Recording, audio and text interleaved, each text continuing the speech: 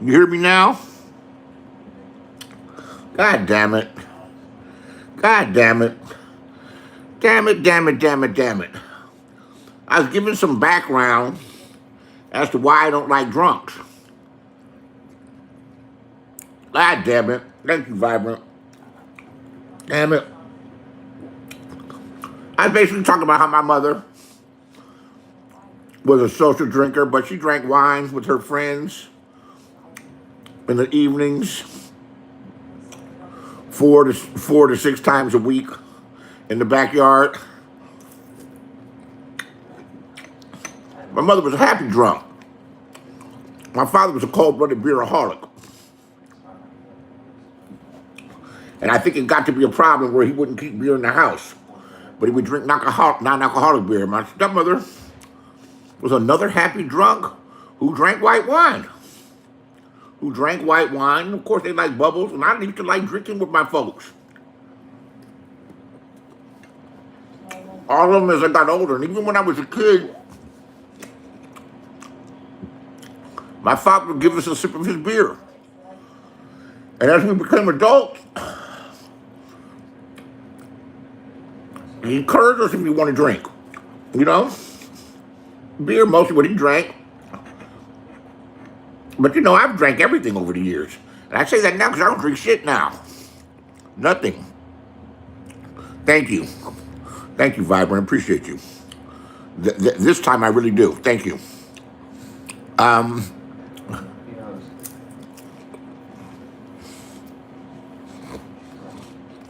But I can't stand drunks on YouTube. I argue with them. They're obnoxious. They're boring. They belabor the point. They change the fucking subject. They overtalk people. They interrupt. They say some pretty fucked up things, too.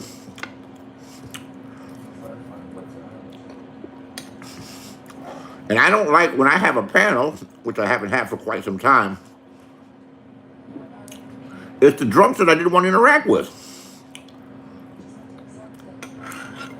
Because they're coming up there not to have a conversation, they're coming up there to show me out.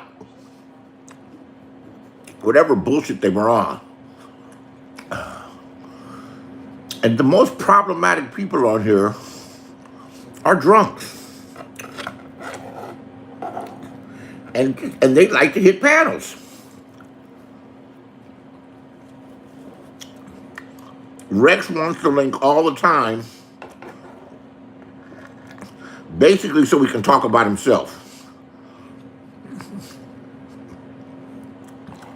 This is his therapy. He talks about what's going on with his life. His girlfriend, his ex-wife, his daughters, his job. That's Rex. Cosmo was another prolific drunk. Fucked up all the time, and he's gotten so obnoxious. He just carries on, keeps on talking, arguing with people. I think lately he's been pulling out guns on camera. I mean, that ain't some stupid shit to do. And I'm glad they're cracking down on that shit. People pulling out guns on camera. I always thought that was something dumb to do.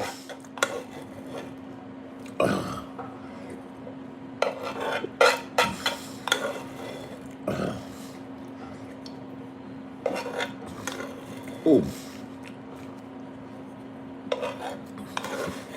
I'm finishing up my soup. I know you guys act like you don't eat. But this shit's good. And when it's on sale, I buy 5 cans of it or more. Progresso chicken and sausage gumbo.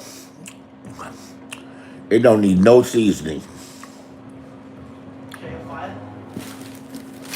Normally now it's like $4.50 a can. I found the cans for $1.79, and I think I bought 9 of them. And sometimes that's what I will snack on in the evening instead of making dinner.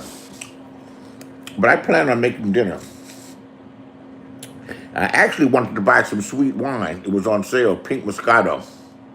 And I like the sweet wine when it's cold. And if you look at my community tab, I showed a picture. And it's a pretty picture. A picture of an orange pepper, a couple of red peppers, a yellow squash, a zucchini, a white onion, an avocado. And these are the things that I'm going to cut up and throw along on my my grill pan with some olive oil and some garlic and some seasoning, some black pepper and some garlic powder. That's about all I'm using these days. No salt. And what I did buy, I bought a large container of low sodium Kikkoman sauce. And if you know what Kikkoman is, that's like the brand. That's like a good name for soy sauce. It was on sale, so I got a big bottle. And I never bought a big bottle, but I'm going to be using that as a salt substitute. Because small, even though it's prohibited in my diet and doesn't do any good at all, it sure adds to the flavor. So, also you could season them in that and some balsamic vinegar. I'll get some of that next, and maybe I'll soak the vegetables, the squash, and the peppers, or just coat it with a little bit of just throw a little balsamic vinegar in there, and some soy sauce, and some black pepper, and some garlic powder, and then grill them. And then while the grill is going, I have some mahi-mahi, and I got some really big shrimp. And they're like the 8 to 12 shrimp. And I did look up, someone asked me, and I didn't know the answer, the difference between prawns and shrimp. And I didn't think there were a difference. For some reason, I thought prawns were bigger shrimp all these years. Prawns and shrimp are different. And prawns have more legs and a bigger head. And I didn't know that. Peace, Queen, Vibrant, Love.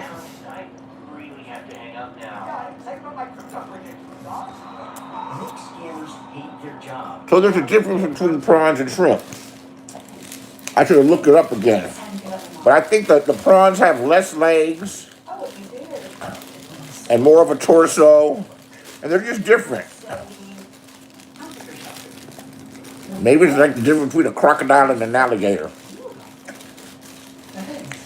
So if you look at the picture of the vegetables, and those vegetables will probably last me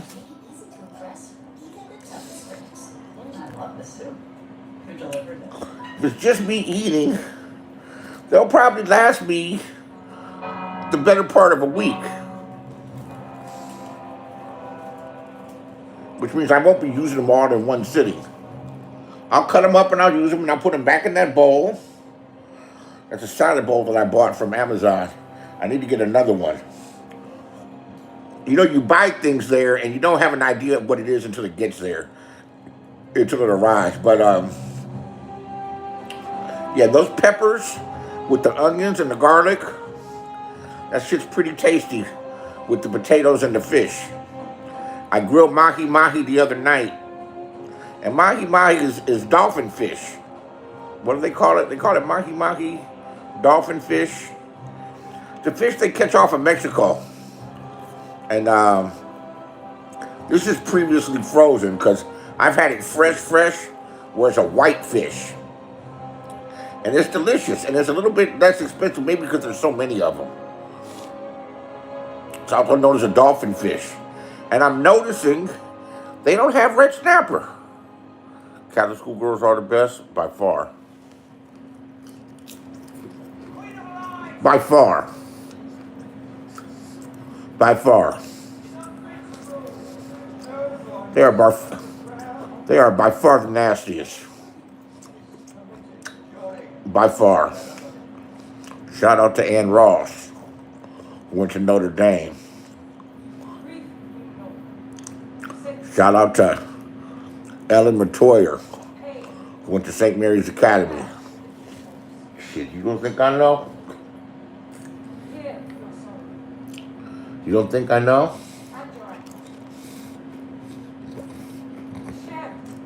You can't tell anybody we did this. Well, I won't. I won't. My lips are sealed. So I look forward to that. I also bought 2 pounds of ahi tuna, which ain't that expensive, considering how expensive everything else is. $11 a pound, and 2 pounds of swordfish, which is 3 meals.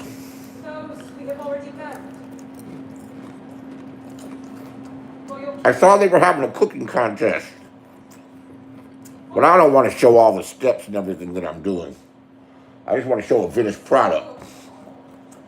And I was going to make like a New York strip steak, because I could put it on this grill pan that I have.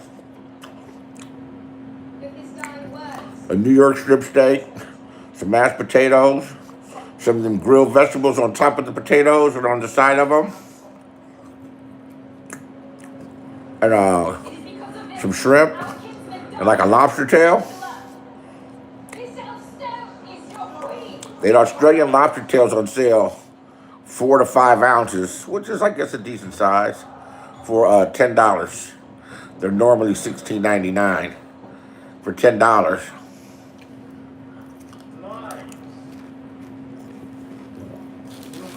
When it's just you or just you and a couple, you can eat like that more than you can like than going out to have it. And lobster's so easy to make.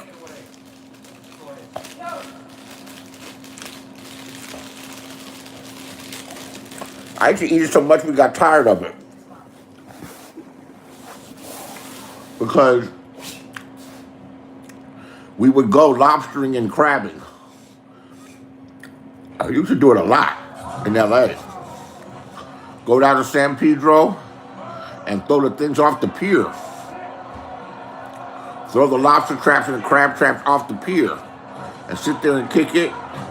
Smoke weed, listen to the radio, go to your car. Take a little nap.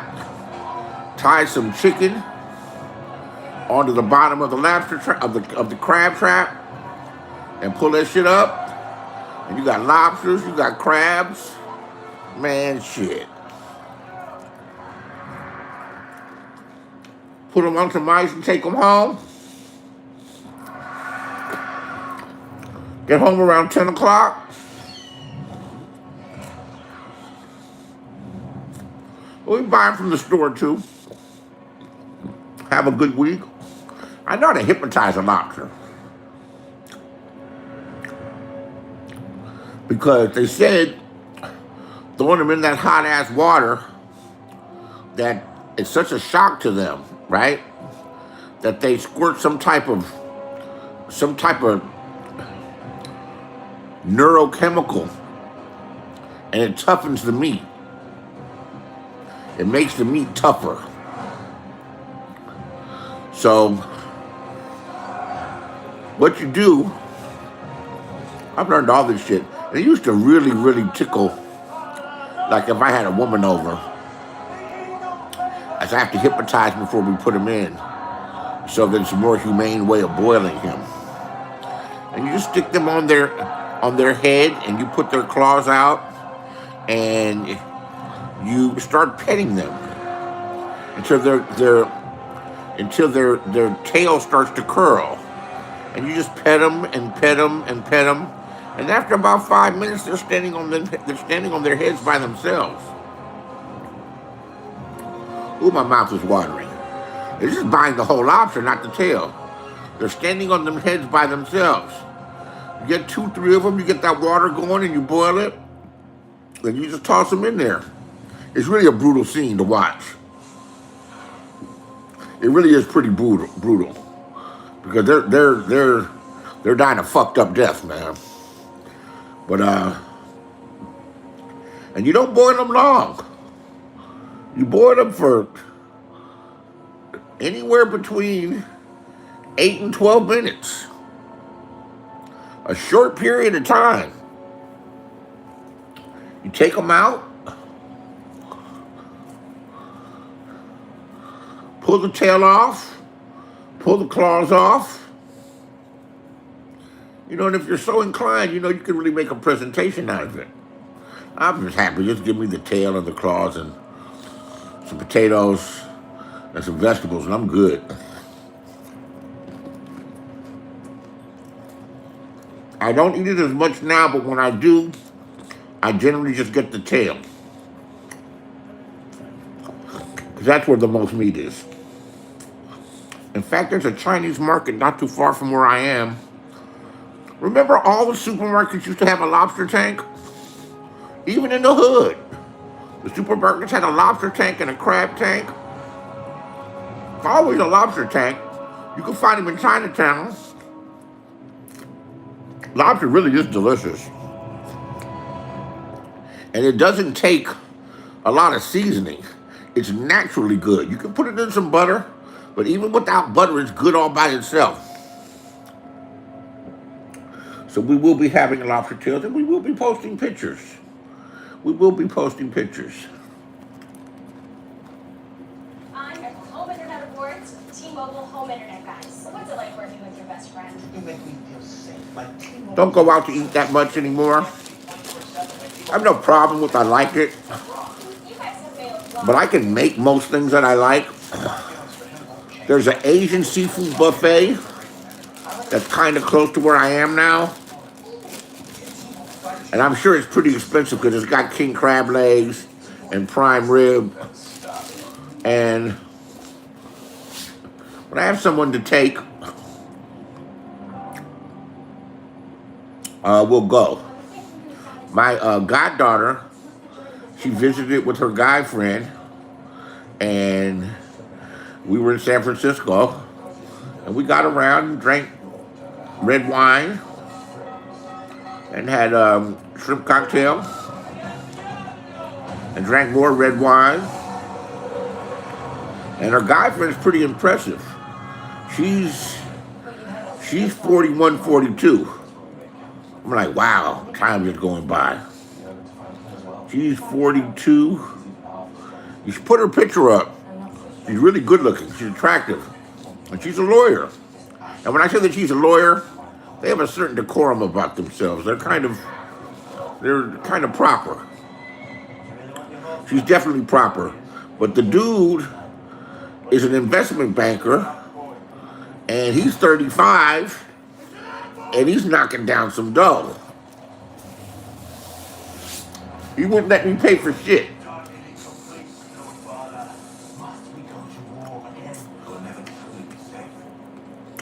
He said, no, Godfather.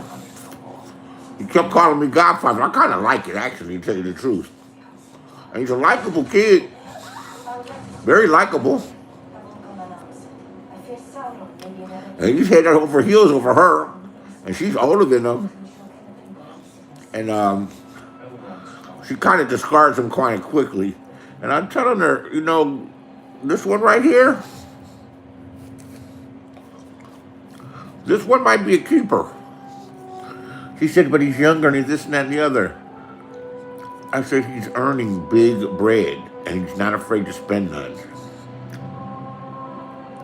And he's probably going to continue. I said, where did he go to school? And he went to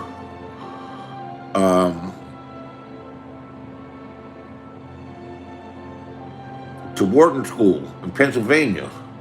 That's the business school where Trump goes, where all the business people go. And that's why he was able to land that job. She said, and he works a lot. I said, works a lot like how? Like he works a lot like 12 hours a day. 14 hours a day. And he's stressed out. I said, yeah, he's stressed out. That's what vacations are for. That's what massages are for. That's what girlfriends are for. She said, but I'm stressed out too. I'm like, wow. That's the price you pay.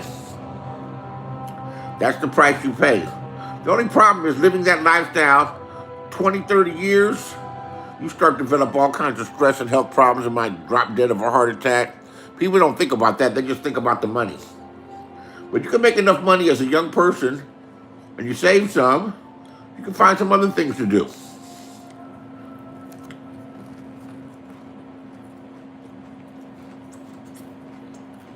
Go independent. They could drink some wine though. And we drank fancy wine. We drank fancy wine. So the next time they come, they're going up into the wine country. They live in Phoenix, in Arizona. And I told her, I said, because I'm way closer to the city now than what I was all these years. I said, I'll drive in and I'll meet you. She said, you don't have to. So he's going to send the Uber for you. I said, but that's going to cost you. She said, don't worry about it. All right. Fuck it. Send the car, get into the car, kick it with them all day, get fucked up.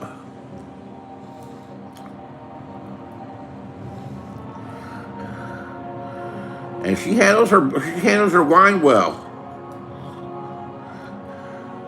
I sipped a little bit, but you know, I'm calling myself completely sober these days, and I mentioned that to them. And next time I won't be such of a stick in the mud, because they drank a variety of things. Some sweet wines. Apparently he reads newspaper articles or he reads ratings of the different wines and what's hot this year. And he's been up to wine country before. I'm into that. I'm with that. My folks were into that shit. I know the name of a person that's a wine expert at a restaurant. It's a sommelier. And we went to a wine store where he bought some things. And he bought a case of something. He said, I can't find this anywhere. I have to have this. And he bought a case of it and he had it shipped home. But I know the bottles. I can't wait till they come back.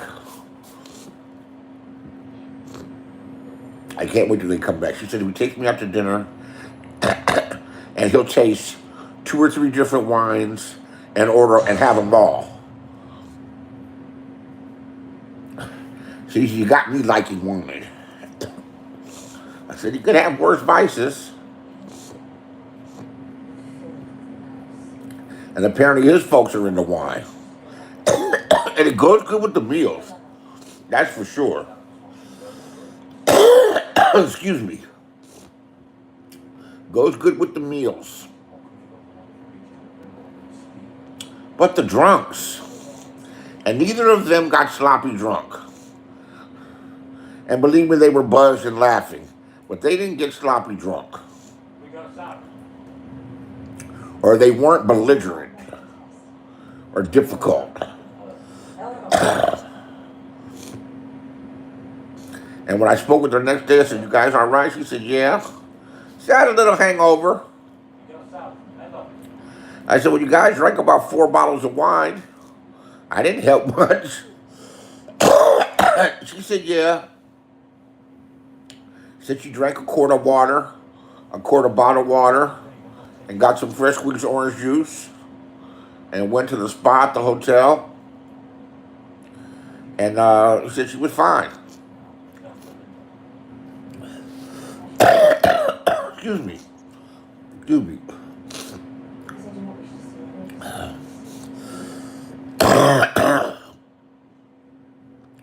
See, these are different type of drinkers.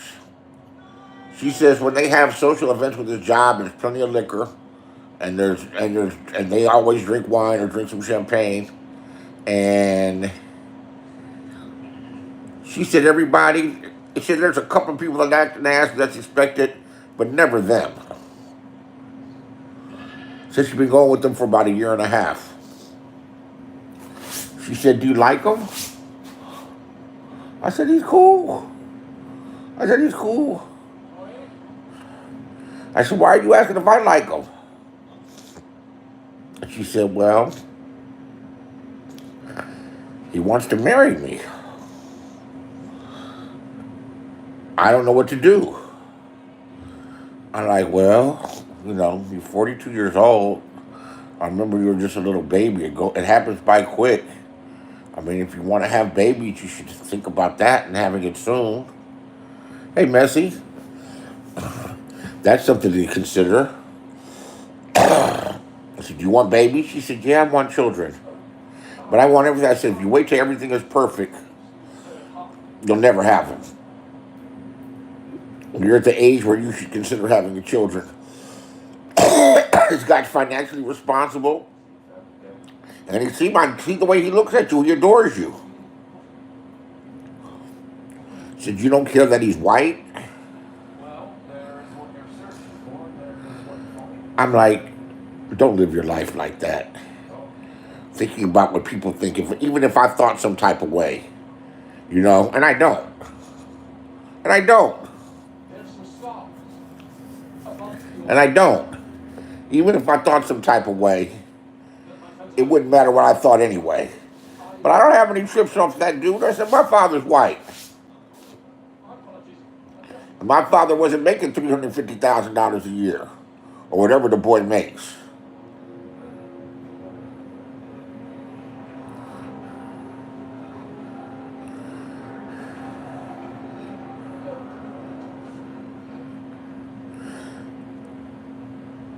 I said, live with them for a year or two.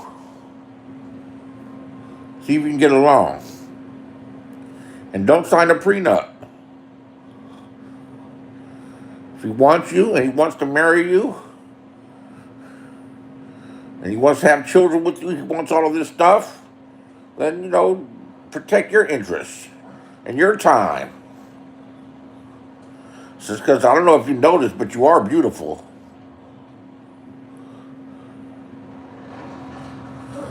Some of the most attractive women have insecurities about their looks. Yeah, 42 years old for babies, I guess. She said she's never had any abortions. I didn't ask her that. And then I realized her father is a musician, drug addict, drunk from the Bahamas. And she has a sister that does real well. And her mother, but they're back east. So she's been out there fending for herself in Phoenix for the past 7-8 years. So she's super strong, with no family around. She has her job. 42 years old for babies, but she could have a baby. She'd be all right.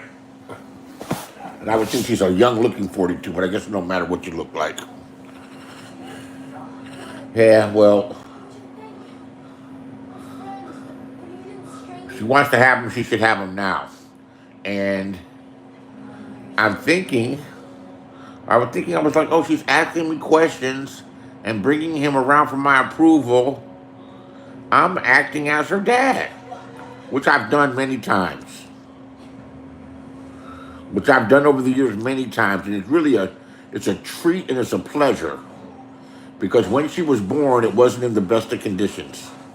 Her mother, who's my cousin, who used to babysit me, the guy wasn't around. And she had no money. And her pool in Las Vegas was a swamp.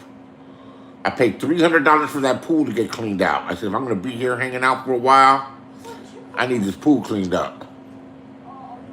And she had older brother and sister, Joey and Talia, and one of her other cousins flew in and helped keep them together. So they were going to school because she had a heart pregnancy and the baby was jaundiced. And then I had to go buy all this fucking shit from the store. And, she had to make a list. And she's had 3 babies before. She needed a receiving blanket of this. Some Dreft. What else? Some Dreft detergent. Receiving blankets. this, that, the other, all this stuff, and she had jaundice. And, I'm thinking, since I'm doing all this, I said, does she have a godfather? She said, no. I said, I'll be her godfather. She said, that's wonderful. 'Cause you've definitely been here for her. And it felt good to do that. It felt good to do that. I remember her birthday, April 9th. And she basically came to get an approval. I said, the dude seems fine. He's cool. He listens to hip hop. He listens to hip hop.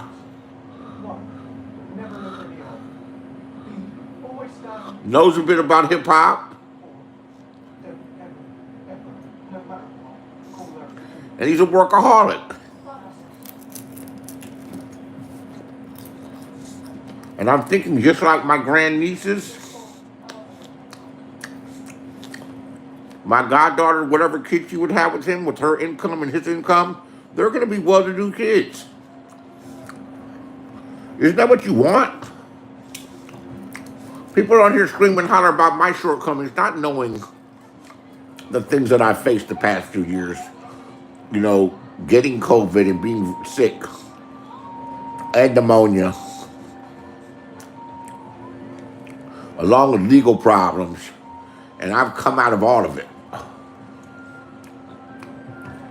I'm definitely, truly blessed. But you get older and your life isn't, and don't have children, but I do have children. Because I love those girls deeply. And I've been around since day one with both of them. Probably more so than a lot of the fathers on here have been with their real life children. And I've always been there to talk to them because they're girls. And when I say they're girls, they have times. Both of them are high achievers in school, and both of them are delicate.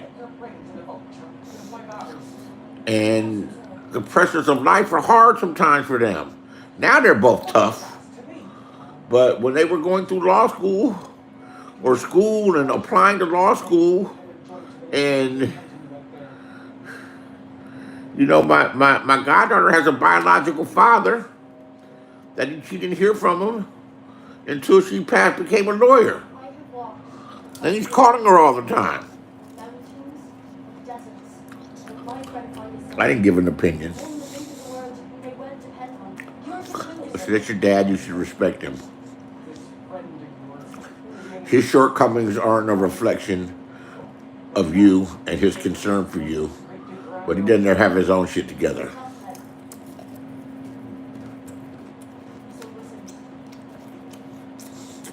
If you talk to him, tell him he owes me $200 still. Ha ha ha.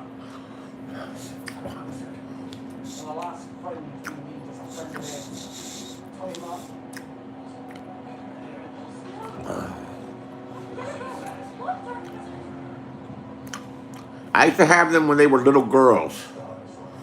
My goddaughter is 2 years older than my niece, and they're cousins.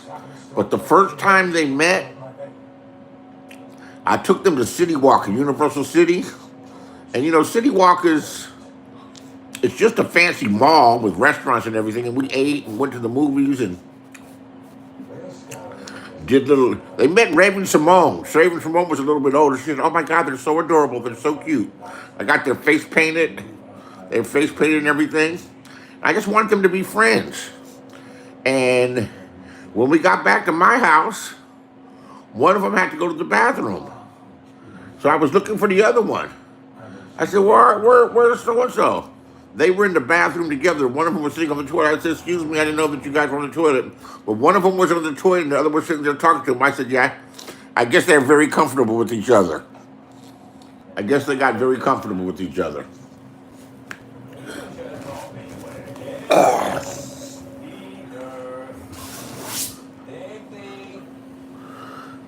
Guess they got very comfortable with each other.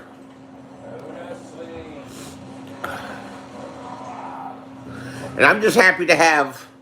I would love them regardless. I mean, even if they had tattoos on their necks, and they smoked PCP or fentanyl, and had 5 kids by gangbangers in prison. Because I have that in my family too. I definitely got that in my family.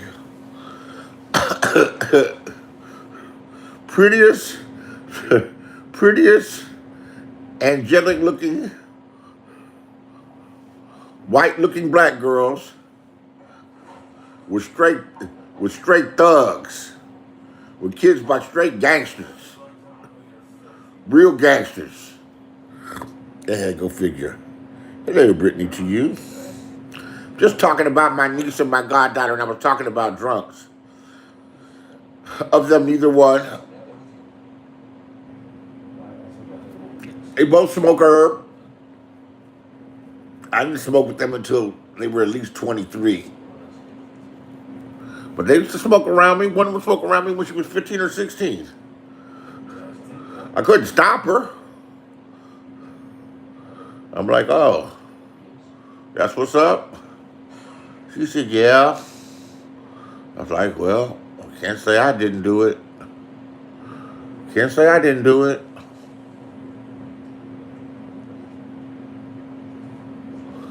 She said, why didn't you stop me? So how am I going to stop you? You're going to do what you want to do anyway. You never get caught with it. You never get in any trouble. Shit, when I was your age, if you got caught with that shit, you got in trouble. Did you ever get caught with it? I said, hell yeah, I got caught with it and went to jail. I went to jail. After a police chase. After a police chase and running through the neighborhood. Them motherfuckers caught us. And I was blocks away. I never thought anybody could catch us running through our own neighborhood. We knew the back ways, which gates were open, which gates weren't. And my friend, who was ahead of me because he's faster than me, he was like a super athlete and shit. He could jump over them goddamn gates with a single bound. He had helicopters out and everything. Caught me with 7 joints. I didn't get in no trouble, but my parents had to pick me up. I was like 14 or 15. It was 3 days after Christmas.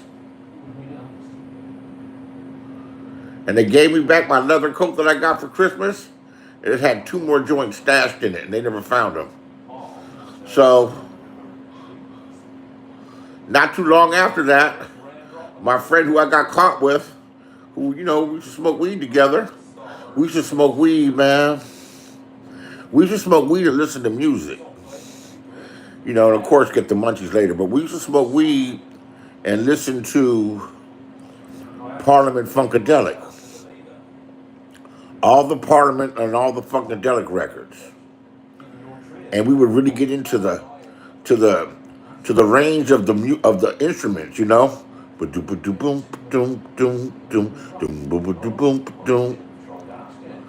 and listen to the lyrics.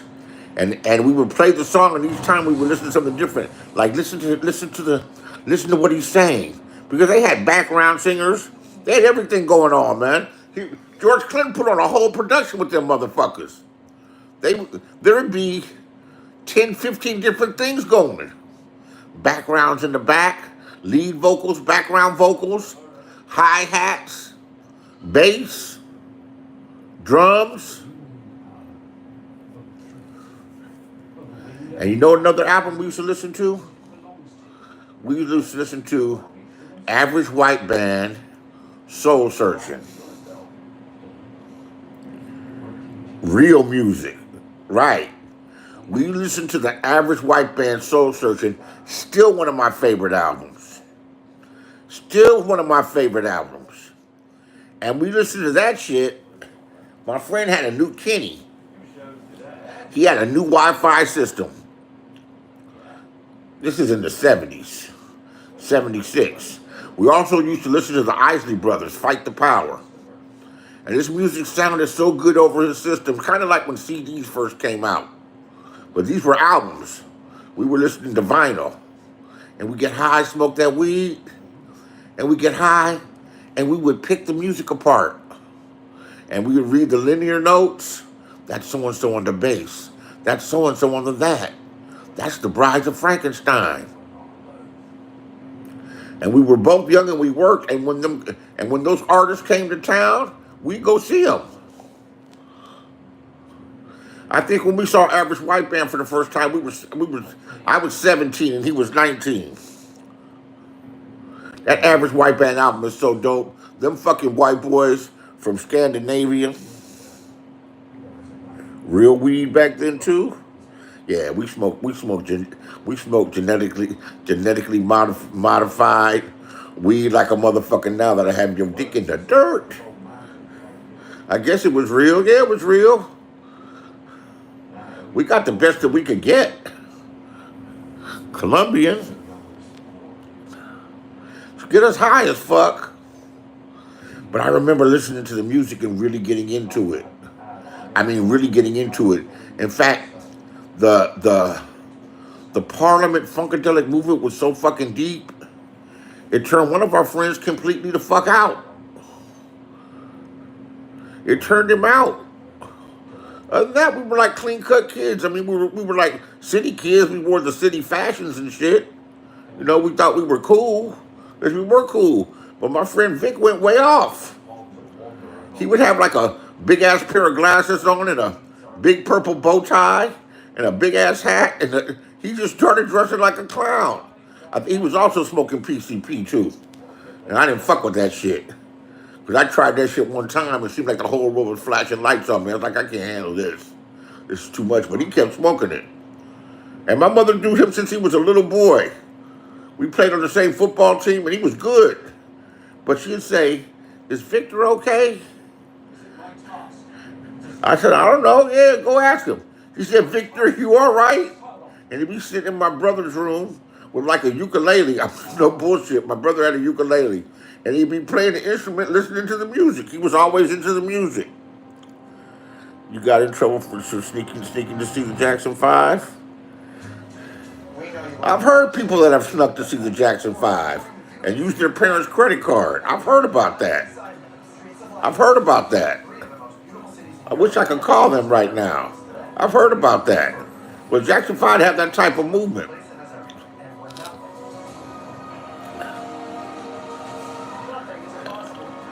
We listened to the Jacksons.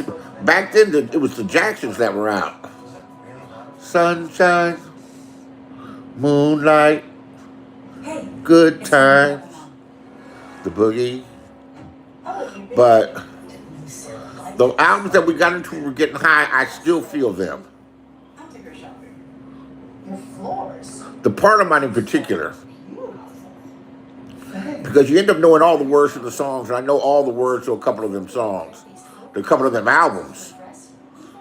Dun dun dun dun dun dun dun dun dun dun dun dun dun dun dun dun dun. And my friend Vic, the one that got into it with he got really into the music. He was a talented musician, so he learned to play the shit on fucking keyboards. Dun dun dun. Dun dun dun dun dun dun dun dun dun dun dun dun dun dun dun. Gaming on ya. Frankenstein is a fool. Gaming on ya. The sing bang think think bum bum boom. Dum bum bum bum bum bum. Yeah, man. Yeah, man. That shit changed our lives. What's going on, Annie? So that there's not a risk that's going to fall to the ground and start a fire. Oh, it was a rat. Wasn't a mouse. That was a rat. Ben. The two of us. Hold on a second. The day Michael Jackson died, I went to Del Taco. Don't ask me why I went to Del Taco. I went to Del Taco, and I pulled up in the parking lot to eat, and there was a white man like in a pest control truck. He worked in a pest control truck. And he kept looking over at us, you know, for whatever reason. It was in a nice car. But I said, damn, man, Michael Jackson died. You hear about it? He said, I'm listening from the radio now, man. He said, I'm heartbroken, man. He said, that song he made about Ben. I said, The Rat? He said, man, I loved that song when I was a kid, man. It made me cry. Ben. It was not a mouse. That shit was a rat. Ben, the two of us. A song with the fucking mice. It was a song about a rat. Well, these days, I'm digging deeper into Prince. And I'm doing more than just listening to the music. I need to read the lyrics. I need to read the lyrics and I need to think about them. And Prince was a cold motherfucker. Prince was a cold motherfucker, and I can tell, besides just being a mysterious, a superstar, and not bad looking, but he was short. But I get how he was getting in deep with all of these women. I get it. And he was getting in deep with them. Is that he wasn't afraid to tell them how he felt.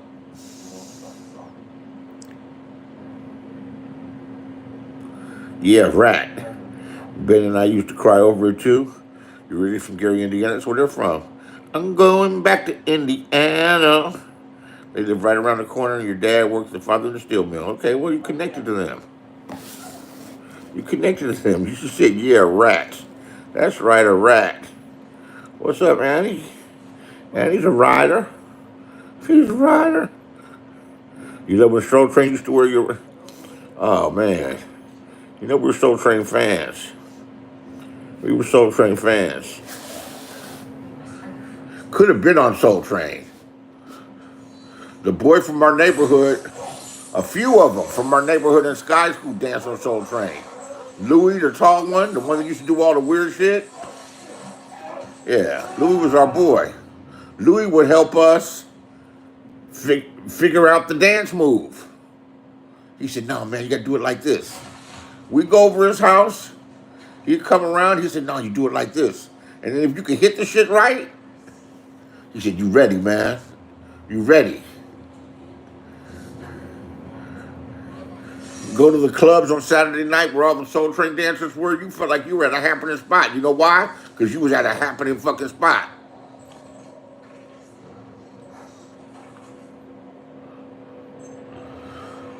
But, yeah, we became music aficionados at a young age because of smoking that good weed that we had back then and really listening to the music.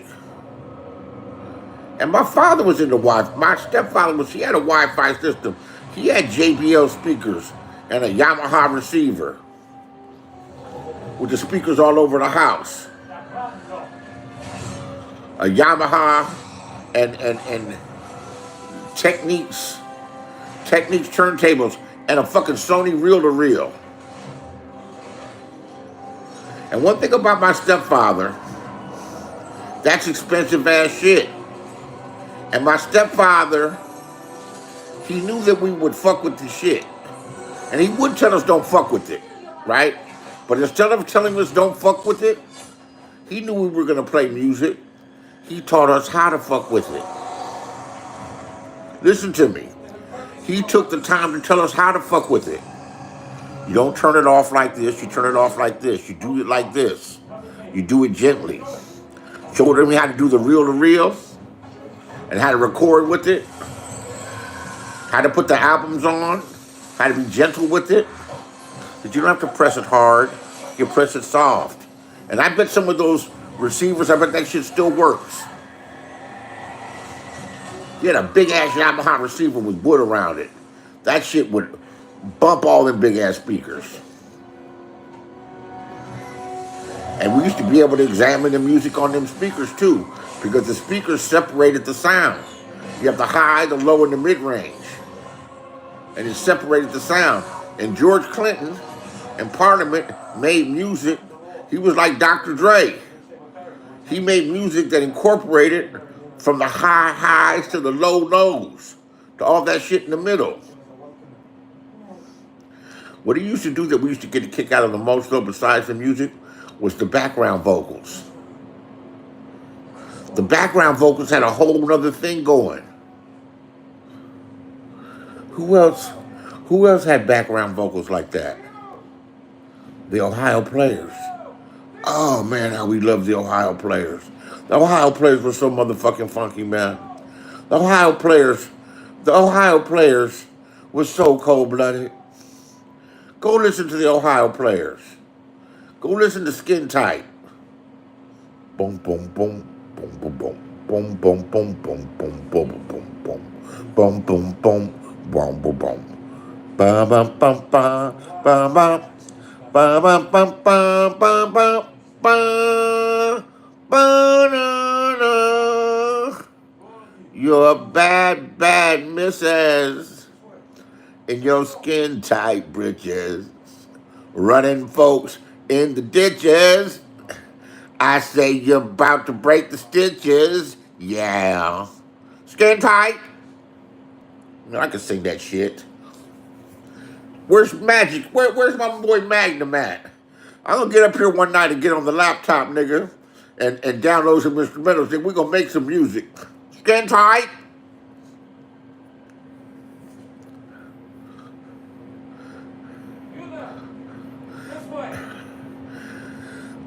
Me and Ohio Players are gonna drop some funk on you. Bum, bum, bum, bum, bum, bum, bum, dum, dum, bum, bum, bum, bum, bum, bum, bum, bum, dum, dum, dum. Get up in the monk bump. I'm 62 years old. I ain't no shame in my game. I'm 62. I look good in the motherfucker for 62. They said, you're heavy, you're fat. Man, I'm glad I gained some weight back, nigga. I've been through it, nigga, on some medical crisis shit where I couldn't motherfucking eat if I wanted to. Lost 90 motherfucking pounds, nigga. I was on the way the fuck out. Thank God I got some weight back. I can lose it again. And I'm not putting weight on eating corn dogs. Motherfucker, go look at my little vegetable selection that I picked today. Or that I had delivered the last couple days. Yellow peppers, red peppers, orange peppers, yellow squash, zucchini, white onions. I don't fuck with no other type of onions but white onions. I just don't like them other ones no more. Garlic, extra virgin olive oil. Not just olive oil, extra virgin olive oil. Can't fuck with me. Nigga, the fish I ate, the fish I had the other day, I bought it on Thursday. I said, when was this shit swimming? He said, Wednesday morning. I said, that's what I'm talking about. Thank you. Yeah. Oh, I was a kid when that music came out, but we was into the music young. Young, just like we were smoking weed young. And that's what we did, smoke weed and listen to music. I wasn't into girls, I was just into my music.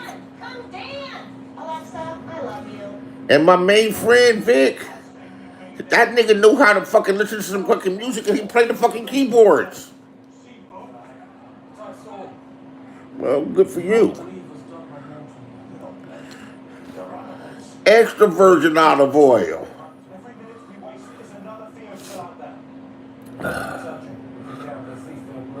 Long time ago, when I wore suits to work, and I didn't want to wear, I didn't want to get caught in the same suit like a pimp.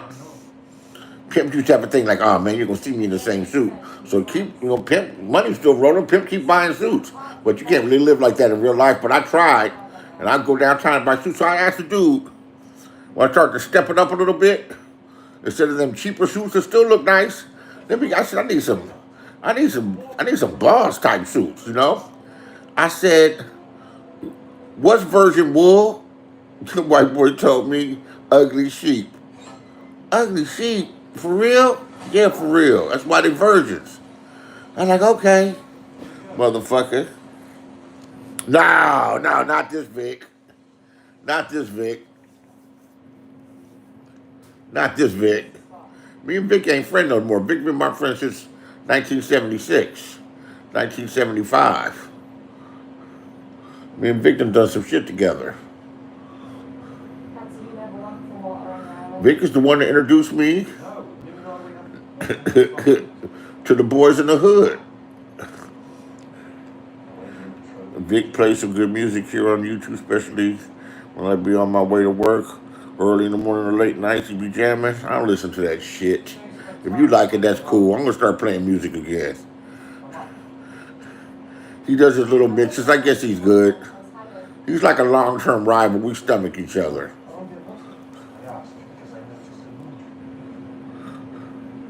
He ain't hardly no friends. That's a long-term good friendship. You can't friends. Yeah, we not friends no more. Me and that Vic, we not friends no more.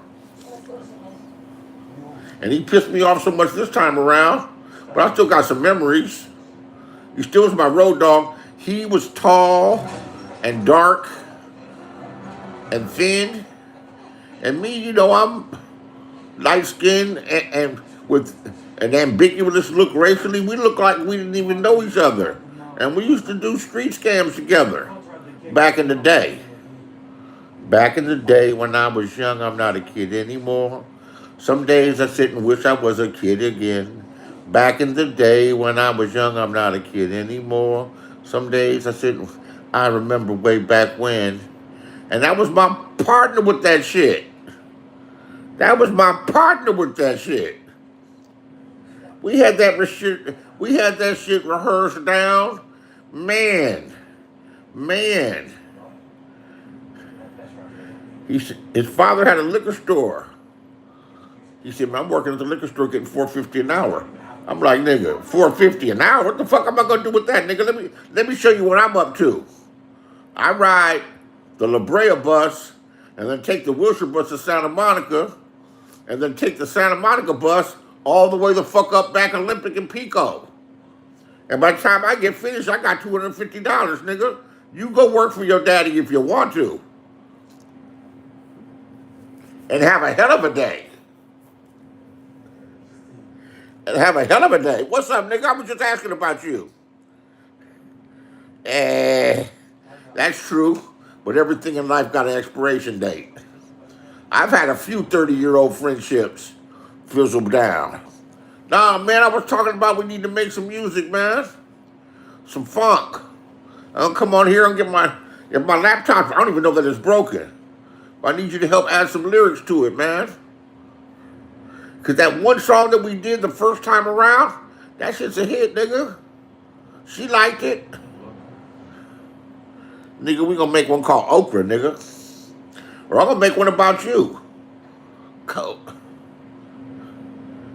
YouTube Player of the Year. YouTube Player of the Year. 3 bitches and they all know about each other and they waiting in turn.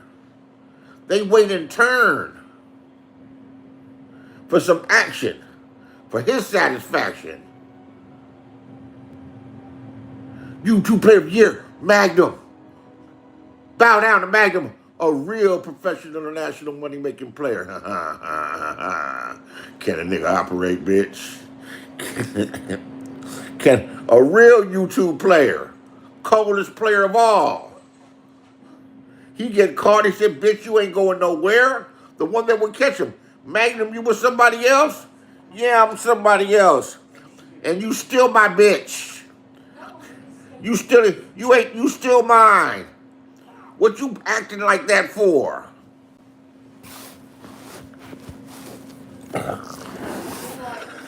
The broad caught him. I'm gonna call some names. Because it's the truth.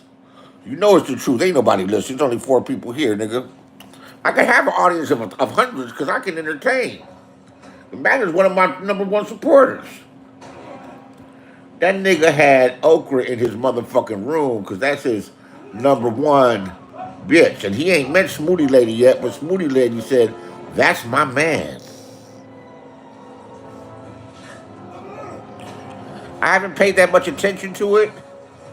Uh,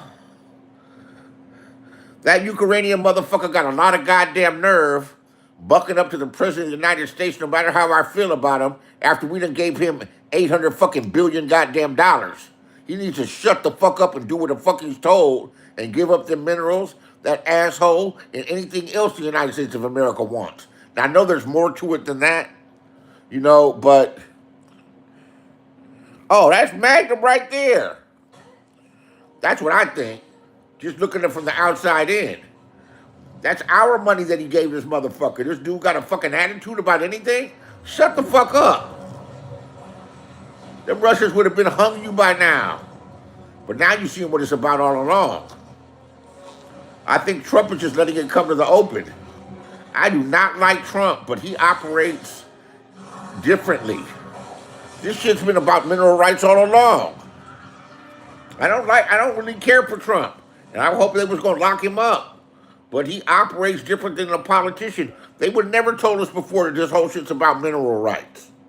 It just looks like they were giving this country money to help fight against Soviet oppression. They don't give a fuck about that. They want a piece of the goddamn pie. That's what Trump said. Got some nerve after take. Well, you know what? I am not a Trump supporter, don't get it wrong, but I agree with them. You know, I'm an independent, and I reserve the right to agree or disagree with whomever. He's a lying-ass motherfucker. He's a misogynist. Just grab him by the pussy. He's a pervert. Just grab him by the pussy, bitch. Come here, bitch. Come here, bitch. Let me grab you by your pussy real quick. See, but... Yeah, I mean, that dude got, man, when I owe my brother $300 and he say some shit I didn't like, guess what? I sucked it up. A motherfucker in debt ain't got no reason to say something about anything until you pay your debts. Exactly. Got motherfuckers out here sleeping in fucking tents all over the goddamn country. Food prices done fucking doubled, and you giving away money to these motherfuckers? No, feed Americans first. Feed Americans first. Let the billionaires get their billions. So Magnum. He's part border collie. Or terrier. First off, Magnum, motherfuckers don't understand Magnum. I know Magnum well. I know Magnum works 7 days a motherfucking week. He ain't had a day off since Jimmy Carter was president. And they try to clown him because he stays in an extended stay. But an extended stay is actually not a bad place to live because they come and clean that motherfucker every goddamn fucking day. Change his bed, change your fucking sheets. And some of those extended stays, at least I know the extended stay, I stayed in the Marriott one. I stayed in the Torrance. After there was a fire in my condo building, I stayed in that motherfucker for 2 months. Nigga, they had breakfast every motherfucking morning. Waffles, pancakes, eggs, fruit. I don't know if they got that, but shit, that wasn't a bad place to live. And people, you know, I've lived in motels and hotels before. And people like, you live in a hotel? Nigga, all it does is cost about $400 or $500 more than an apartment, and I ain't got to clean shit. It got so bad that I would eat a banana. I have to try not to do it now. I eat a banana, I just throw the peel on the floor. Fuck it, them motherfuckers will get it tomorrow. I ain't doing shit. My mother's friend told me, I told her what I would do. She said that's what the rich people used to do in Rome. They'd have a motherfucker walking behind them and they just throw the trash on the ground and motherfucker pick it up. I'm like, that ain't a bad way to live. Eat the goddamn banana, just throw the peel, motherfucker pick it up behind you. That's what I'm talking about. So Magnum got his main bitch in the crib with him. And he's on the chat room. And he got his other bitch who he ain't met with, but she's claiming him. That's my man. So he's doing his due. And Okra, his main bitch, she said, "What's that noise back there?" She said, "Listen to this." She said, "What's up, nigga?" It sounded like it was a man, and everybody laughed at him like it was a man. So Magnum felt some kind of way, like, nigga, I ain't in here with no goddamn man, in here with a whole woman. So he wouldn't expose that it was a woman, that it was Okra. And that hurt Smoothie Lady's feelings. She's like, Magnum, how could you do this, that, and the other? He said, look, I don't want to hear that shit. She's my bitch, and you're my bitch. And that's final. You're not going nowhere, woman. Nowhere. You hear me? You are my bitch, and you're my bitch too. And I love you and care about you both. And we're going to work this whole thing out. We're all going to live together and be happy. Oh, well, I guess if you put it that way, yes. I'm going to teach y'all to get along. I don't want to hear no more of this shit tonight. Okay. So about a few days later, Smoothie called into the same show, and she had a man in the background. Magnum heard that man in the background. He said, bitch, who the fuck are you think you playing with, bitch? Hell yeah. Bitch, are you out? Have you lost your mind? You got a nigga with you, bitch? Bitch, don't you know who the fuck I am? Bitch, I'm Maggot Cyborg Logic. I will fuck you up and turn this motherfucker out, bitch. I'm from Las Vegas, but I'm a West Side crap. I will turn this motherfucker out. I will light that motherfucker on fire, bitch. What the fuck is wrong with you playing with? Bitch, you thought it was I do it, you can do it. Nah, bitch, I do it and you can't do it. How about that? He said, hell no. That's the truth. You got caught with the woman, you said, look, bitch, this is what it is. Have a motherfucking seat and deal with it. Okay, daddy. Okay, daddy. She tried to show that she had a man around. Oh, bitch, don't be playing with me. You must have lost your motherfucking mind. I will fuck you and him up. That's my nigga, though. He don't buck.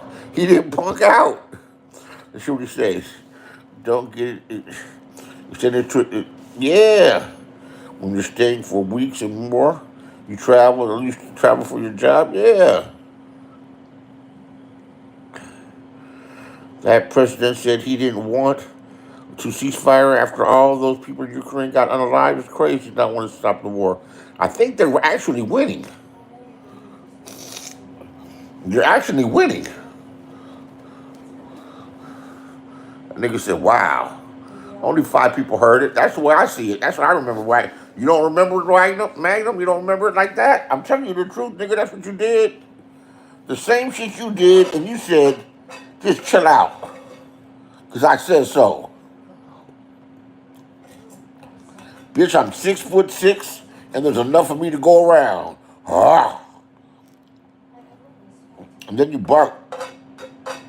You made a noise like Grandmaster Flash in the Furious 5. You went, ah.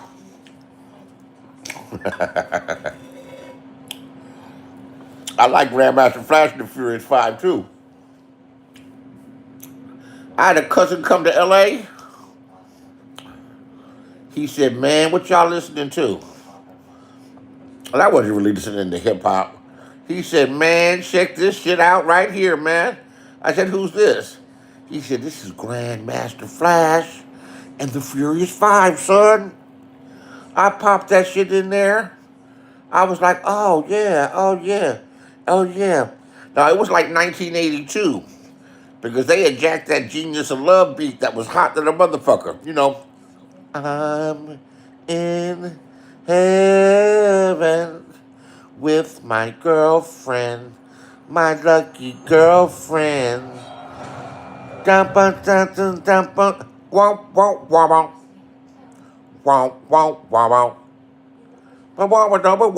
think that's a white group. Niggas love that song in LA, man. They made up this dance. And I can still do that shit. But they made up this dance with their legs. They would move it forward. They move their legs forward, and then you would like, man.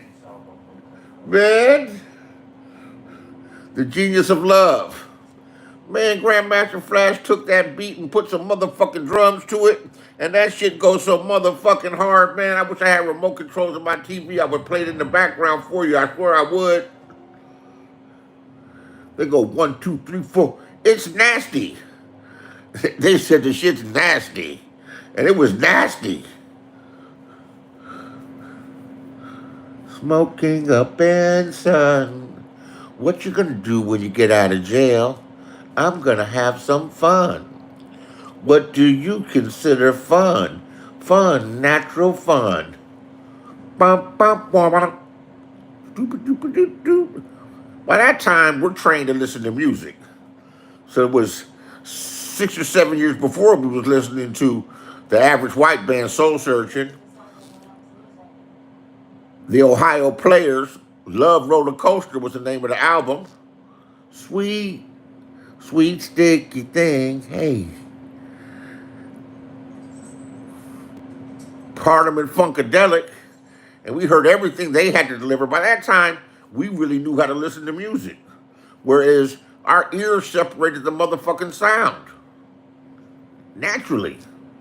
And by that time, car stereos got a lot better. Remember, they had the niggas called them block punts. It was called a blow punt. They used to steal them motherfuckers. Niggas called them block punts. Then the Alpines, then all the motherfucking shit used to come out. The car stereo shit. Car stereo be sounding good in the motherfucker. The LA hip hop West Coast music is made for your car. Because the system in your car costs more than the fly shit you had in your house, nigga. That's the truth. I had a Kenwood system in the house.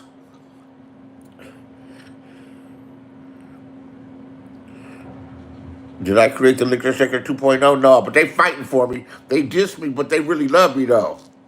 They love me, and I be trying to dox each one of them. I didn't create it, no. But I've been over there, and there's some other shit going on. There's some other shit going on. They diss me, but they fighting over me. They want me to be on their team. You know, they showing that they really like me, but they just can't admit it. When I talk shit to them, I didn't create nothing, no. I talk about drunks.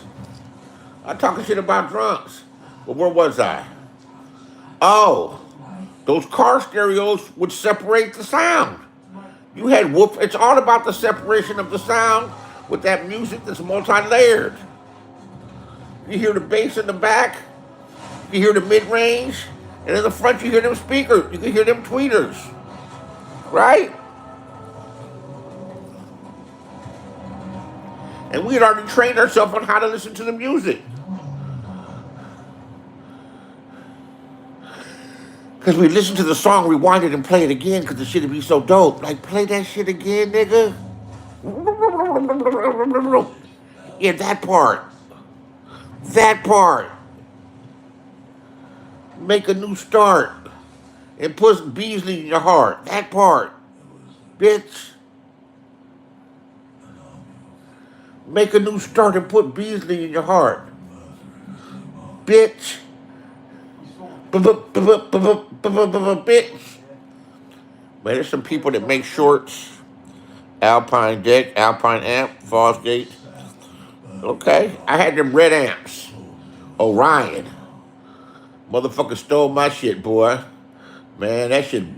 That system cost $2,300 in 1989, nigga. It's probably cheaper now.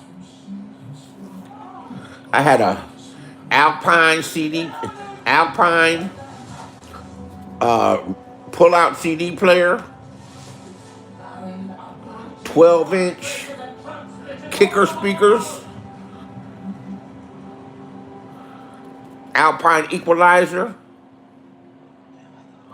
Boom, boom. Them motherfuckers do shit up north where the trunk rattles and it's nasty sounding. It's all noisy. My trunk used to rattle, but that sound was under control with heavy equalization. They just want a bass that's loud with no, man, that's some tacky ass shit, man. That's some tacky ass shit. You want that sound You want that sound evenly done. You want it professionally done.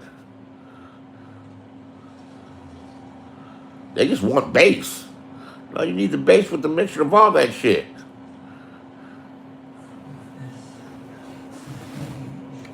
That's why I know the music so well. We wasn't into girls. I was just into my music. They acted as if I was trying to keep it instead of trying to use it. It's nasty.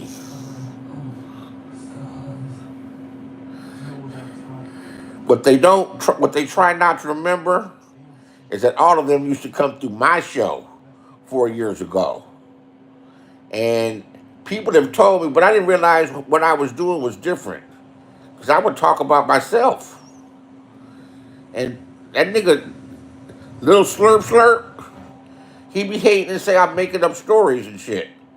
Nigga, no, I'm not. No, I'm not. No, I'm not. I'm this light, bright motherfucker that was just as comfortable in Beverly Hills as I was in the hood with the boys in the hood. That's what I call them because that's who they are. The real boys in the hood. The ones that's always hard. The boys in the hood is always hard. You come popping that shit, we'll pull your card. Yeah, nigga, I moved like that. And it don't seem believable to them because I don't know why. Maybe because I do have a proper tinge the way I talk because my mother and father were fucking English professors and fucking teachers.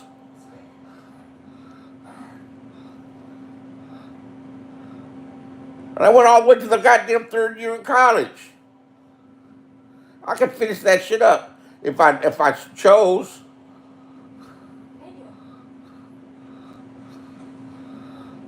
And being able to speak proper got me fucking jobs. When the 3-card game slowed down, man, we had this shit called the greasy pig, nigga. You take 3 like walnut caps or bleach caps, and you have this little sponge ball, and that little sponge ball, I could never master it though. You have to be a hell of a technician. I could handle them cards though. Them 3 cards, I could drop them motherfuckers so fucking slick that you swear you knew where the red card was, and you would bet a lot of money.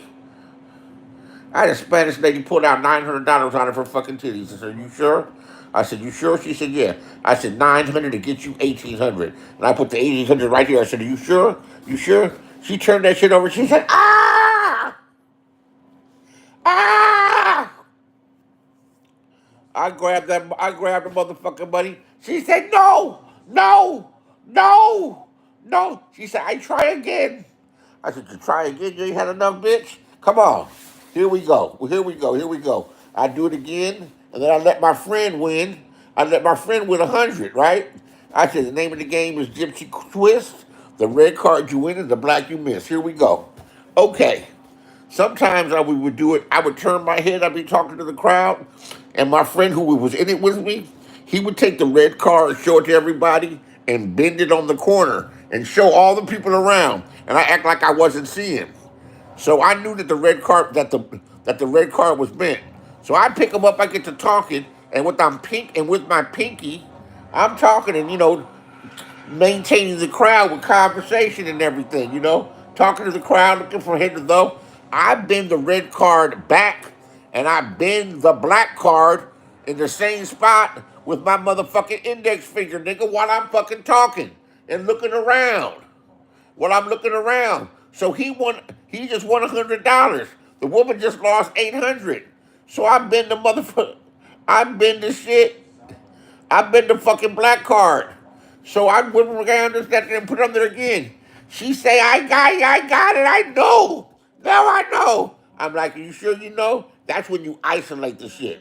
You work on your motherfucking mark. I moved the other cards to the side. I said, "You sure you know?" I said, listen, I can give you a deal better than the deal you got gave Noah. I said, "How much you got to bet?"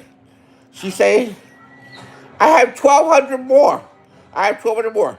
I said, 1,200 will get you $2,400. I said, "You want to see the 2,400? I showed the 2,400 right here." Now, if you lose, because I don't know where the card is. If you lose, you lose. If you win, I give you this money right here. I said, are you sure you want to do this? She said, yeah. That bitch turned that over. She went, yeah! Screamed and hollered, man. When she screamed and hollered, the fucking police run up on the goddamn bus to the back of the bus because it was a crowded Wilshire bus. It was a double-decker Wilshire bus. And she screamed and hollered, the police come. So when the police come, my friend knocks the fucking newspaper off my lap, right? He knocks the newspaper off my lap. I take the cards, I rip them up and throw them behind me and get off the motherfucking bus. I get off the bus. Goddamn me. Get off the fucking bus. And guess what you did after we get off the bus? We go get in the motherfucking cab, nigga. We take the cab downtown. Go have some lunch and go buy some new fila gear. Filets, as niggas used to call them. Go get some new motherfucking fresh tennis shoes, some fresh pair of short pants, a motherfucking sweater of that, and spend $250, $300 on a few outfits. Man, you go work with your daddy at $4.50 an hour, man. I'm gonna do this shit. I'm gonna do this shit. My mother said, what are you doing? I said, I'm doing the gypsy twist, Ma. She said, what the hell is the gypsy twist? I said, let me show you. The gypsy twist, because I practiced. I had to practice. The gypsy twist, my mother proper. When I say she's proper, my mother's a highly educated black woman. She wasn't into all this nigga shit, you know? I'm bringing the nigga shit to her. I know she's looking at me, she's like, God damn, I brought this high yellow boy to the motherfucking hood, you know? Or let him stay in public schools. If she'd have put me in private schools, I would have known all this nigga shit. But you put me around some goddamn niggas, and I was like, yeah, I'm gonna do what, you know, when in Rome, do as the Roman. Went around a bunch of slick ass niggas, be a slick ass nigga too. That shit was profitable. I said, Mom, I'm doing this thing called the gypsy twist. She said, what's a gypsy twist? I said, the red card you win, the black card you miss. She said, what are you talking about, boy? I said, look, Mom, this is what I'm doing. I said, where's the red card? She said, right there. I said, okay, where's the red card now? She said, oh my God, I swore that it was right there. She said, are you winning money at this shit? I was like, yeah, but you know, I can chill out for a while. And she said, why? I said, look, like, bitch, I'm rich. I got 20s and 50s and everything. She'd say, well, give me $100. I'm like, that is not a problem. You can have 100. You can have 100. And if you need some more, holler at me. She said, hey. She couldn't be mad at me long. She wouldn't be mad at me because of my husband. She'd be mad if I got in trouble. Don't get yourself in no trouble. I said, I won't. But if you get yourself in some trouble, you call me. I will. I will. She said, you're doing the what? I'm doing the gypsy twist, Ma. The red card you win, the black card you miss. The whole. Oh, shit. And me and all my friends that grew up, we was all slick like that. And we all had good parents. When I say good parents, there was usually a mother and father in the house. Some of us had stepfathers. But stepfathers, that was some no-nonsense ass niggas, you know. Stepfathers that would put a foot in your ass. So, one of them, Donald Brown, he was a little older than us. But that was the homie. Donald Brown did some shit. He was spoiled. His parents bought him a car when he was 16. He had a Buick. Well, that motherfucker was taking the goddamn Buick, and he was robbing prostitutes on Century. He would go up there on fucking Century, and he would come to prostitute in the car, and he was pulling guns on prostitutes and robbing them when he was 16 years old. So he got caught for that shit, and he went away for like 18 months. So he went away for 18 months, but I heard he was back in town. So somebody left a note. Oh, I had a car by that time, too. I had a Cadillac. When I was 19. From the Gypsy Twist. From the Gypsy Twist and selling fake cocaine. Oh, man, I used to sell the fuck out that fake cocaine. God damn me. God damn me. And I know you hate to listen to the story to say the fucking same. I used to get this shit from the head shop, from the New World, and it looked like cocaine. It was rocky. But I put this other shit on it that was a numbing agent. So if you touch that shit and put this shit on your gums are gonna numb them up like a motherfucker. And if you snorted it, it's gonna give you a drain. It'll be nummy. It'll be medicine-y and everything like that. I used to go to the club and post up in the goddamn bathroom and talk real slick like I can make it snow, man. I'm the weatherman, you know. I can make it snow, man. You wanna? And I let them try out some free shit. They go, oh yeah, that's good. That's good. Don't nobody know what's good and what's not good. They just know it stung their nose a little bit. Nobody know what's good. I said, what you got? I said, I got 25. I got 50s. I got 100s. Well, one time the dude came in there. He said, let me give me all that shit, all of it. I said, I only got about $800 worth. He said, I'll give you 700 for it right now. Nigga, you don't think you can have it? You can take all of it. And you know what I said to my friend? I said, man, that's when things started to change. That's when motherfuckers started smoking that shit. So they would rock it up. I said, man, I think we gotta go, man. We gotta go. Man, sure enough, I saw that motherfucker at a later time. But, yeah, that wasn't that good of an experience. What was my point? Oh, Donald Brown left a note on my car, said he was back in town, right? That he was back in town. Because we was kind of laughing at him. Because he was doing that shit every day for like a week until he got busted. And he went to CYA camp wherever he went, but he left a note on my car and I hit him up. So I called over to his house. I'm going to show that we had good parents. They wasn't street people. Well, my friend Kenny, his stepdad was a street person that drove trucks, and he also used to smoke weed, and he did cocaine and drank tequila. But so I would call over Donald's house. I say, "What's up, nigga?" And it was his daddy that answered. He said, "Nigger, who the hell is this calling my house, calling me a nigger?" I'm like, ah, man. I said, Mr. Brown, I just hung up. I'm like, what up, nigga? Nigger? Who's calling? Who the hell is this? Oh, that shit was comedy. He said, my daddy don't like that word. You can't say that word around my daddy. I don't remember my mother and them ever saying it. Or my stepfather.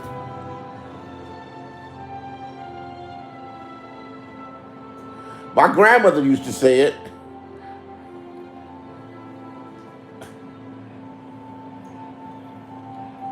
My grandfather didn't say it either. And that was before, no, I don't know. There were still, no, I don't know. I don't know when they started saying it, when it was turned into a term of endearment. That shit might have been later. That might be I don't know how long they've been doing it because I've been around that long. I've been around long, but not that long.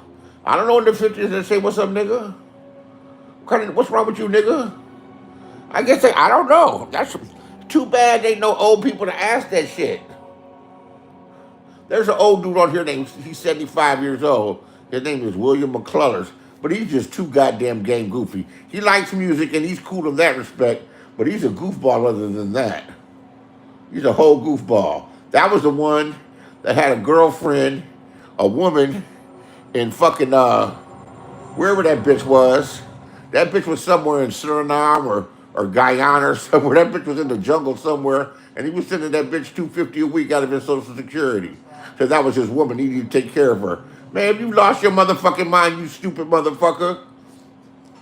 Are you fucking nuts? No, you don't know anything about taking care of a woman. Yeah, if she's my motherfucking woman. Not no goddamn pen pal lover. You dumb fuck. What's up, Tree? Just talking some shit, man. Just talking some shit. That's all. Talking about when me and my partners was young, 13, 14, 15 years old, smoking that weed, and the music we would listen to, how we would get into the music, nigga, because the music moved you, nigga. The music made you feel shit. That part of it funkadelic turned a couple of my friends out. When I say turned them out, they start dressing like that. Niggas start dressing like Bootsy and shit. Bootsilla baby. Motherfucker turn into Bootsy overnight on you. My mother said, what's wrong with him? I couldn't tell my mother, yeah, they smoking Sherm. And I ain't smoking that shit. Because I smoked it one time with them, and that shit ain't for me. That shit, I'm cool on that shit. But they kept smoking that shit.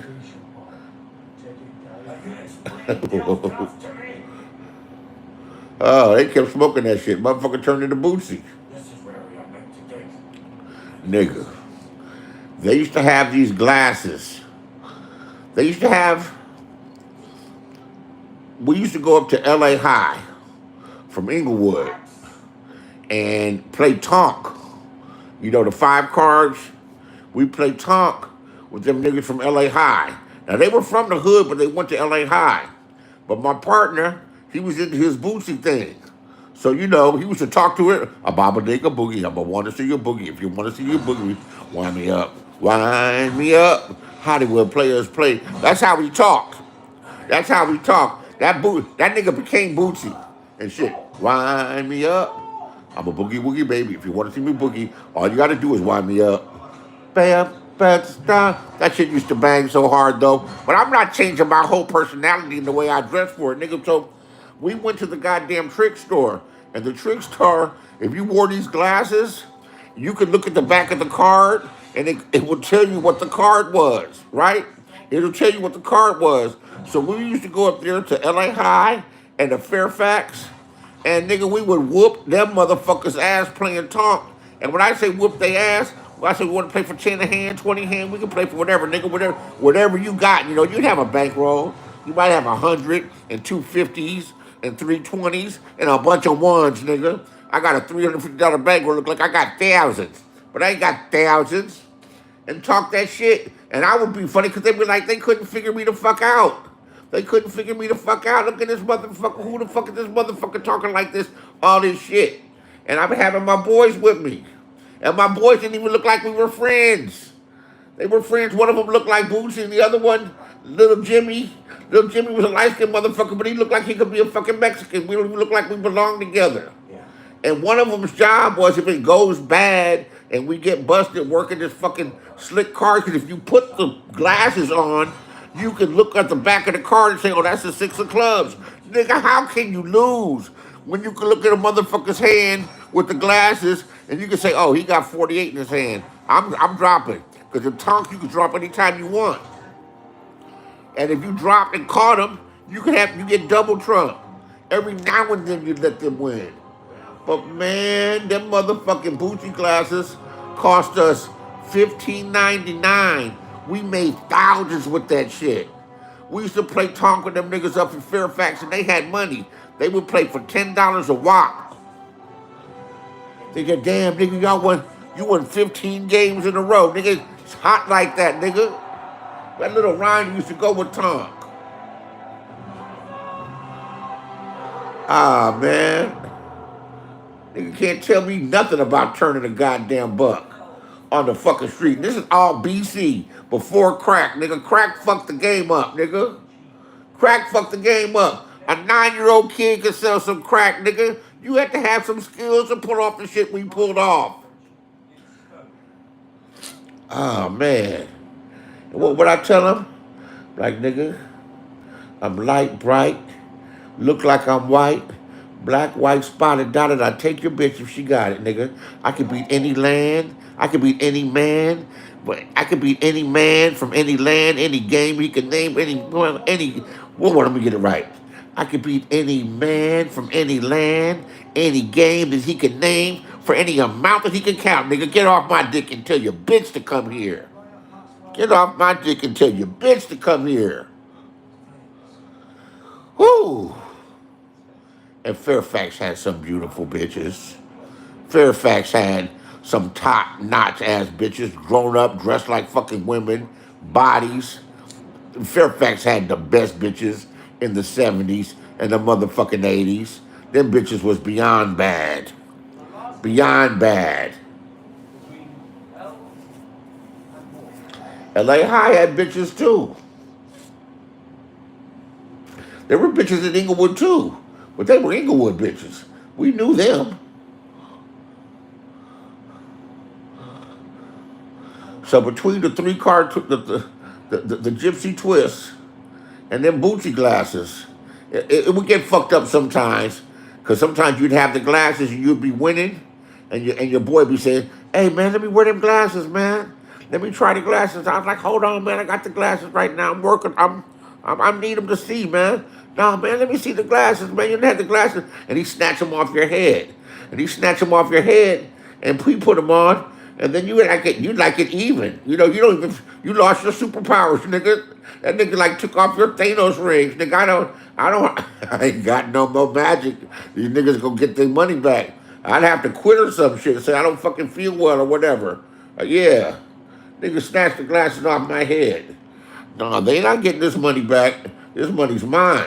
Player, where you going, man? Oh, man, I gotta go meet with my girl, man. Next time, nigga, I'll be back up here. Come gamble up at Rogers Park, nigga. Oh, fuck no, we ain't going to Inglewood. Why not? Every time we go out there, somebody rob us. Yeah, I wouldn't come out here either. I wouldn't go there.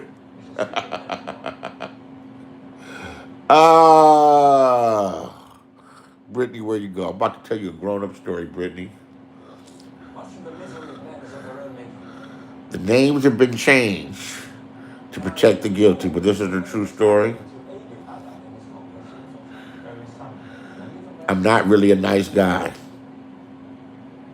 I act like a nice guy because I don't want to scare people away, but I'm not really a nice guy, Brittany. I'm about to tell a story. You still here, Brittany? I'm about to tell a story, and it's draped in misogyny and taking advantage of a woman. So my homie Vic,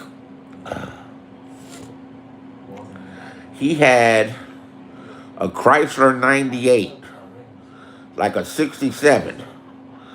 And one day during the summer, him and his boys that was there decided to cut the top off. They had a saw. They had hand saws and they had an electric saw.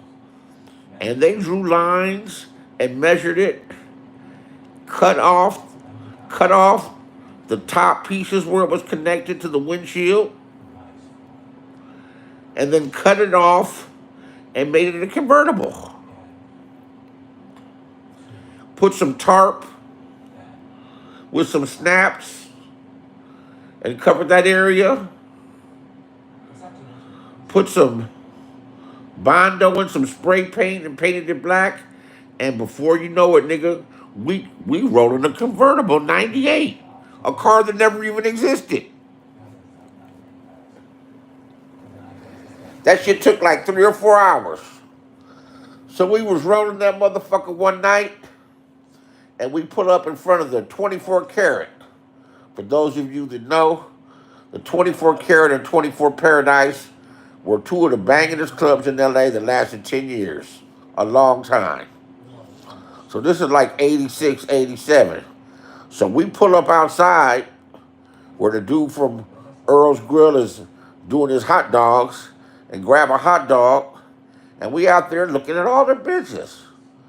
So one of them, my friend knows, and she walks up to him and she's just talking. I'm sitting there checking her out, and she got a small waist and a beautiful ass. A dark chocolate sister. Not normally my type, but she was really attractive. Her hair was done really nice. She smelled good, and she was saying, "I need to get some money for my tuition. I'm going to walk over here on Sunset, and I need to sell some ass or something. I got to get this money up. I don't know how I'm going to pay my rent or my tuition, but I'm ready to sell some pussy." You know? That's what she kept saying. And I wasn't saying nothing. She was like, "I'm serious. I need to get some fucking money out here. So when we was getting ready to leave, he was going to drive her home to fucking Ontario. And that was like his broad. You know, he was going to fuck with her. That was his broad. And he didn't have no money. You know, I had to give him $20 for him to get gas.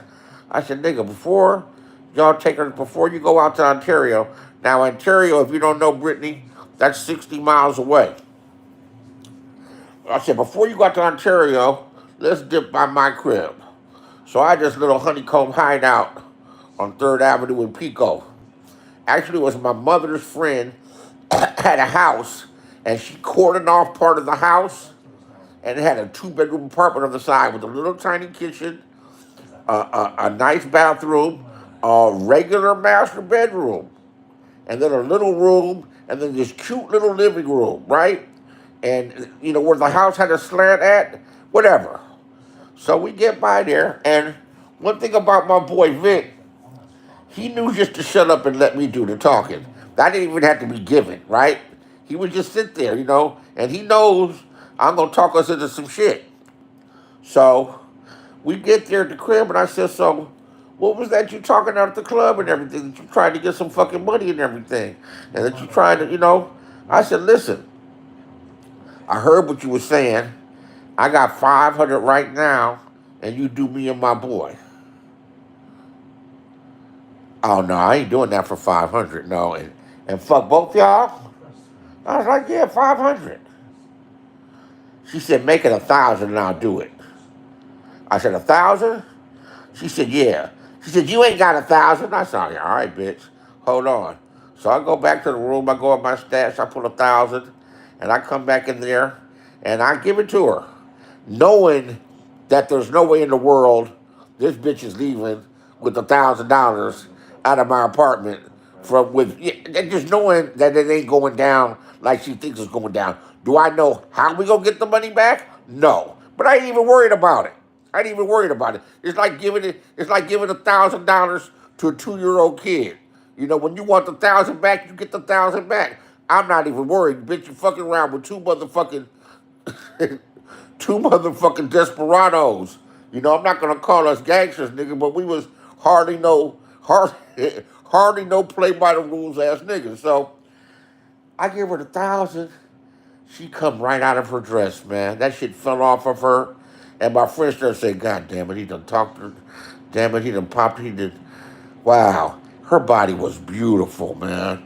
It was like, I was like, wow. And I just rubbed my hand across her ass. I was like, fuck. So me, I get naked and everything, and I get laid down in the living room, and the next thing she's going to town. She's giving me $1,000 blowjob and everything. Lick all between my legs, licked all between my balls, had my fucking toes up, cramp, nigga. Had my toes cramped. You hear me, Brittany? This is adult talk. This is for adults. If you have children, put the children away. This is adult talk and adult talk only. And this is all, the names have been changed to protect the guilty. And this may have never happened, but more than likely it did. So she's doing her thing, and she's done this before. This ain't the first time this bitch has done this. Because I'm like, oh my God. Oh boy. And you know that little tingly fingly you get in your stomach down there at the bottom of your balls, and the next thing you know, oh, I let go. By that time, Vic's a big dude. He's like 6'5" and everything. He stick that elephant dick inside of her, man, and he got her occupied. So while he's doing that, I'm like laying back, looking at her with like a face full of cum and shit, and I'm trying not to laugh, cause whatever. And as he's fucking her, he reaches back into her purse, and he pulls out the money, and he puts the money underneath the pillow. So I'm like, yeah, bet, okay, all right, bet. So I get up, I said, I gotta go to the bathroom, I'll be back. I get up, I go underneath the purse, I grab the bills, I go back into my room, and I start counting the money off. 100, 200, 300, 400, 500, 600, 700, 720. I said, I gave the bitch all $100 bills. 720. The fuck I got 720? I said, this must be her $20. Fuck it. So I got back in there, and by this time, he's hitting it from the back. Her face is all in the goddamn carpet and everything. It slid her up. It slid her up all the way, and her head is damn near banging on the goddamn wall on the baseboards and shit, right? And he's going to town.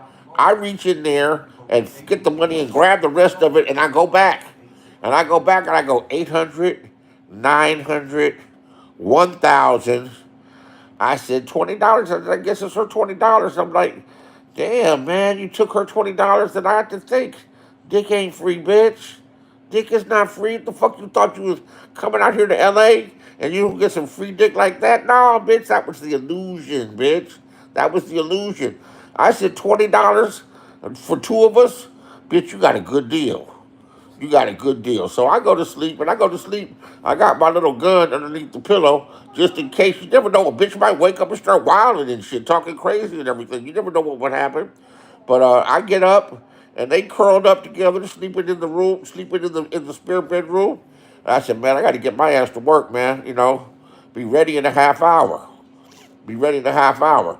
So I get ready. So when I come back, I get back and I got on my suit and I'm ready. And that was Thursday night, so it was Friday.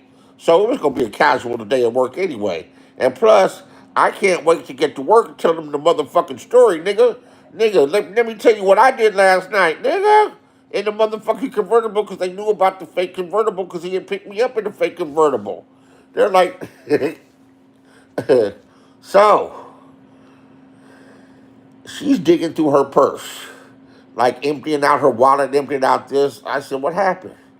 She said, the money's gone.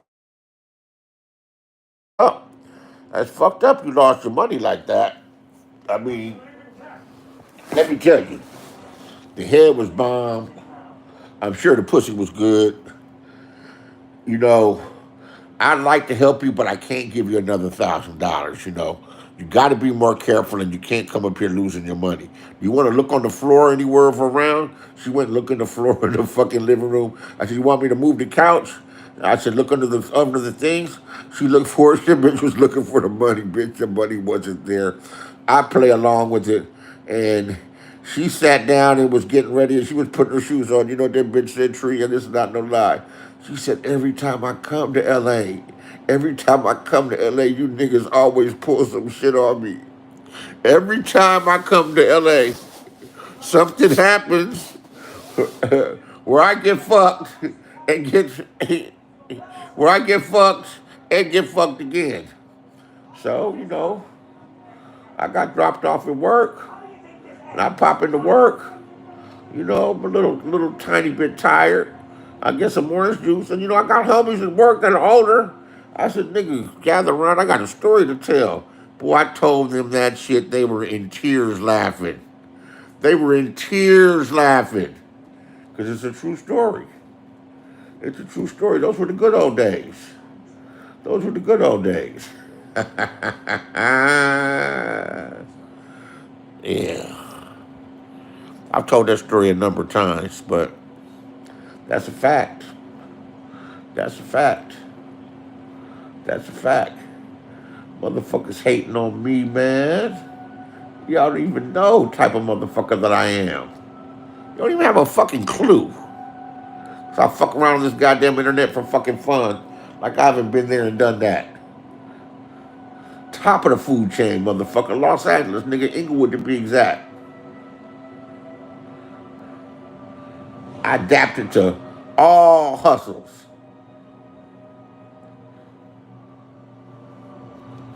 And this is all BC, nigga. Before crack. Crack fucked everything up. Motherfuckers had all kind of hustles going on. From selling fake fucking TVs. I never did that shit. Fake TVs and VCRs. There'd be a brick in the goddamn box. I never did no shit like that.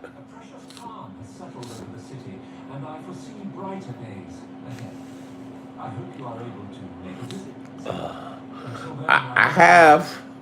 I used to go out on Sunset with the suit on. I don't know why. I just wanted to be around the pimps and the hoes. Because that's what I thought I wanted to do. And some dudes would roll up on me. Hey, man, can you get us some girls? I was like, yeah, I can get you some girls. Meet me back here in about 30 minutes. About 15 minutes. But how do I know you for real, man? Give me the deposit. Give me $60. No problem. Man, give me $60, man. Be gone like a chicken eat corn. uh, Hasta la vista. Hasta la vista, baby. I know one of my haters is listening. It's cool. You can get a load of it. You can get a load of it. Drunks. I've been talking for 2 hours. This TV's been on all these channels, and I don't even know what it is now. It went through all the power shows. Now it's going through some other shit, some wilderness shit. Then I saw all these Walking Deads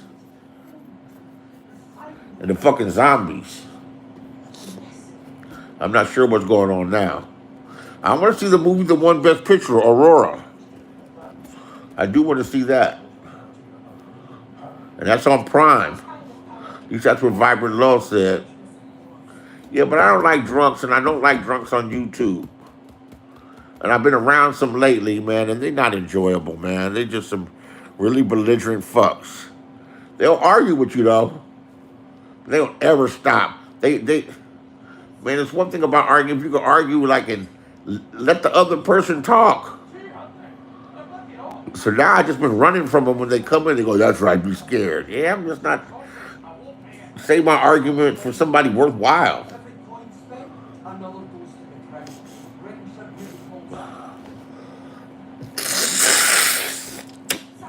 Then I look at some of the characteristics that the arguers have in common, the alcoholics have in common. They don't take accountability for their actions. They're always blaming somebody else. And you will never grow up living like that. You will never grow up and become a man until you start taking responsibility for everything that happens to you. Everything, good and bad. If something bad happens to you, if someone does something, you're supposed to have the discernment, the knowledge, the self-control, the emotional control, not to have fucked with that person because you knew that person was foul.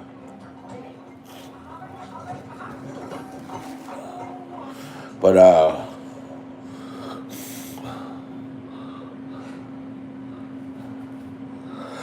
some things come out of your control. Seems like when it's stacked against you, but you know, there's always the comeback and the get back. Anybody can fall. Fall is a part of riding this bike we call life. Sometimes the higher you fly, the further the fall is.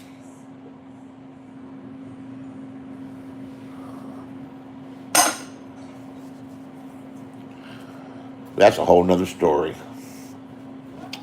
Thank you guys for coming out, all 6 of you. Anybody still there? Alpine Deck. Shout out to Magnum. Tree TV. Two of my favorites. Did I create the Liquor Sector 2.0? I sure did not.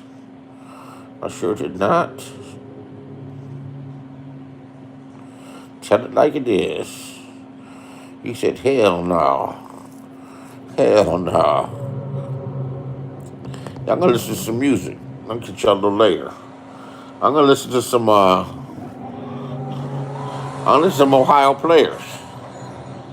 Da da dum da da da dum bum dum dum dum bam dum dum dum bam dum dum dum da da dum da da dum da da da dum bam dum dum dum da. What's it? I think that's called Ecstasy. That's on Biggie's album, right? Or Jay-Z. Da da dum da da da dum da dum dum dum da. Boom, boom, boom. That's what I'm playing. Ohio players. Holler at you.